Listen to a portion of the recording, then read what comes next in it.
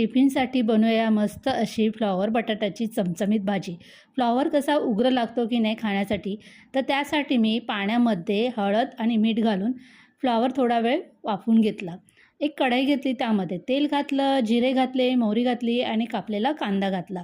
थोडासा वेळ परतला, नंतर टोमॅटो घातला. टोमॅटोसुद्धा छान परतला. त्यानंतर सुके मसाले घातले. मसाल्यामध्ये लाल तिखट, गरम मसाला, धणे पावडर आणि थोडासा कांदा लसूण मसाला घातला आणि माझ्याकडे थोडं वाटणातला मसाला होता तोही घातला आणि नंतर वाफवलेला फ्लावर आणि बटाटा घालून छान असं मिक्स करून घेतलं. भाजीमध्ये चवीपुरतं मीठ घातलं आणि चांगलं मिक्स करून झाकण ठेवून भाजी छान अशी आपल्याला शिजून घेतली. मगाशी आपण फ्लावर वाफवला तेव्हा 70% तो शिजला होता.